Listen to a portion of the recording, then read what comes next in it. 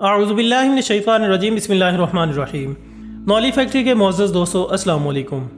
ناظرین اکرام، یہ بات ہے سن 1099 کی، جب محض 8 افراد پر مشتمل ایک گروہ نے دنیا پر قابض ہونے کا خواب دیکھا۔ اس خواب کو پایا تکمیل تک پہنچانے کے لیے انہیں کن کن مراحل سے گزرنا پڑا، یہ جاننے کے لیے ویڈیو کو آخر تک لازمی دیکھیے گا۔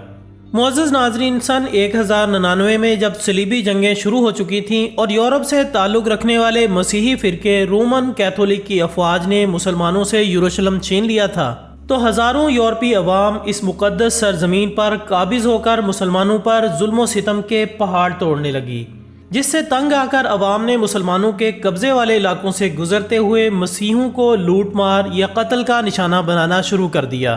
جس کی وجہ سے ان حملوں کا مقابلہ کرنے کے لیے سن 1118 کے آس پاس فرانسیسی کمانڈر نے اپنے علاوہ 8 فوجیوں پر مشتمل ایک فوجی دستہ تشکیل دیا، جس کا نام پور nights of the crust of the temple of Solomon رکھا گیا، اور یہ گروہ بعد میں نائٹس ٹیمپلر کہلایا۔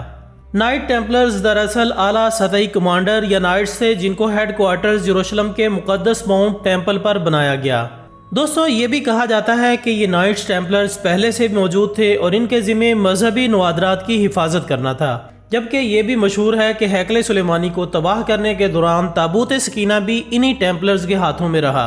اور 10 سے 12 سال تک اپنے قبضے میں رکھنے کے بعد ایک ایسی جگہ چھپا دیا گیا جہاں سے آج تک دوبارہ نہ مل سکا، اور روایات کے مطابق اب یہ تابوت سکینہ حضرت امام مہدی علیہ السلام کے ظہور کے بعد ہوگا۔ بہرحال ناظرین، تاریخی شواہد اس طرف بھی اشارہ کرتے ہیں کہ اسی تنظیم کے ہی کچھ اراکین تھے جنہوں نے 14ویں صدی کے دوران فرانس سے بھاگ کر برطانیہ میں فری میسن تنظیم شروع کی اور غیر محسوس طریقے سے دنیا کے تمام وسائل پر قابض ہونے کا سوچنے لگے۔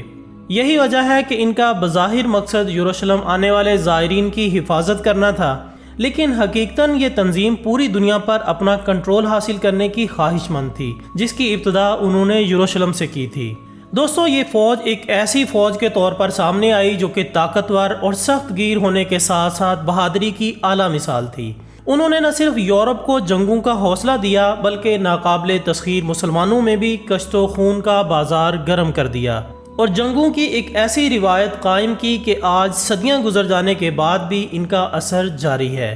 سامعین، تاریخ کے مطابق ان نائٹ ٹیمپلرز نے اپنے گروپ کو وسعت دینے کے لیے کئی دوسرے لوگوں کو بھی اپنی تنظیم میں شامل کر لیا، جس کا طریقہ کار یہ اپنایا گیا کہ عام عوام کو بھی طاقت اور دولت پانے کے خواب دکھائے گئے، جس کی وجہ سے ہزاروں کی تعداد میں یہ لوگ اس عسکری تنظیم میں شامل ہونے لگے، اور ہزاروں تعداد کے ارکان پر مشتمل یہ تنظیم ترقی کی راہوں پر گامزن ہونے لگی، اور پھر بالآخر سن 1118 میں پوپ نے اسے مذہبی عسکری تنظیم کے طور پر تسلیم کر لیا، جس کے بعد اس تنظیم کا دنیا بھر میں چرچا ہونے لگا،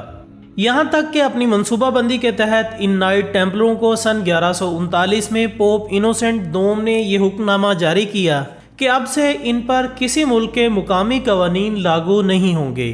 یعنی اب یہ نائٹ ٹیمپلرز یورپ کے ہر ملک میں آزادانہ اپنی سرگرمیاں سر انجام دے سکتے تھے، جس کی وجہ سے اس تنظیم کو اور شہ ملی اور وہ دنیا کے سامنے اپنی طاقت کا مظاہرہ کرنے کے لیے اور زیادہ پر اعتماد ہو گئے، جس کے نتیجے میں انہوں نے ہر جگہ جنگ و جدل کی فضا قائم کر دی اور دنیا بھر کے وسائل پر کسی نہ کسی صورت میں شراکت داری کرنے لگے۔ چنانچہ محض نصف صدی میں نائٹ ٹیمپلرز یورپ کی سب سے بڑی عسکری اور مالیاتی تنظیم بن گئی۔ یہی دنیا کی پہلی ملٹی نیشنل کمپنی بھی تھی جس کے وسائل بے پناہ تھے اور جو تجربہ کار اور تربیت یافتہ ملازموں کی فوج رکھتی تھی، یہاں تک کہ 13ویں صدی تک نائٹ ٹیمپلرز تنظیم سے 2.25 لاکھ یورپی وابستہ ہو چکے تھے۔ ان میں سے تقریباً 25,000 تو نائٹ یا گھڑ سوار جنگجو تھے۔ یہ تنظیم یورپ میں بھی وسیع و عریض جائیدادوں، قلعوں، گرجا گھروں اور فارموں کی مالک تھی، حتیٰ کہ اپنے دور کے بڑے بڑے حکمران ان ٹیمپلروں کے مقروض ہو گئے۔ اس قدر طاقت اور کامیابیاں حاصل کرنے کے بعد اس تنظیم کی راہ میں جو سب سے بڑی رکاوٹ بنی وہ مذہبی اکثریت تھی،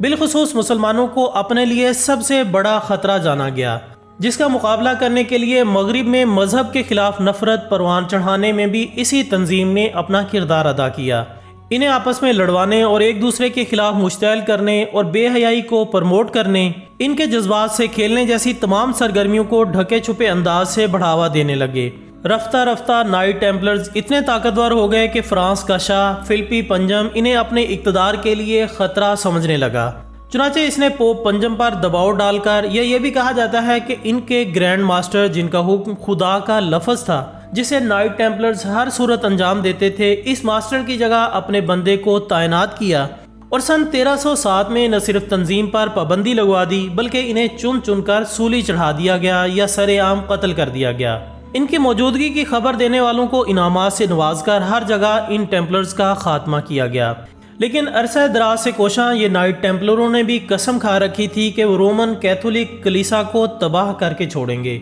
चुनाचे उन्होंने बाद अज़ां मार्टिन लूथर का साथ दिया जो कि रोमन कैथोलिक कलीसा का मुखालिफ था और जिसने एक नए ईसाई फिरके प्रोटेस्टेंटिज्म की बुनियाद रखी। इसके बाद 17वीं सदी में नाइट टेम्पलरों ने हम ख्याल मामारों की मदद से फ्री मेसनरी की बुनियाद रखी। फिर बाद अज़ां सन 1776 में साबिक फ्री मेसनों ने एक नई तंजीम इल्यूमिनाटी की बुनियाद रखी। इस तंजीम के अज़ाइम, सरगर्मियाँ और नज़रियात भी फ्री मेसनरी से मुमासलत रखते थे और यूँ एक ऐसा ग्रुप मंजर आम पर आया जो कि बज़ाहिर दुनिया के बासियों का खैर खा लेकिन दर हकीकत पूरी दुनिया पर कब्ज़े की ख्वाहिश रखता था, जो कि अब तक अपने अज़ाइम पूरे करने के लिए अपनी हर मुमकिन कोशिश कर रहा है। दोस्तों, वाज़ेह रहे कि इस तंजीम का असल मकसद उस वक्त तक जंगो जदल को तूल देना है जब तक कि खुद हज़रत ईसा अलैहिस्सलाम तशरीफ़ नहीं ले आते। बज़ाहिर ये लोग हज़रत ईसा अलैहिस्सलाम के साथी बनने के कोशा हैं, लेकिन दरअसल ये दजाल की फ़ौज के आलाए कार बन रहे हैं। दुआ है कि अल्लाह ताला हमें तमाम शरपसंद अनासिर से अपने हिफ्ज़ व अमान में रखे और हमारा ख़ात्मा भी ईमान फरमाए।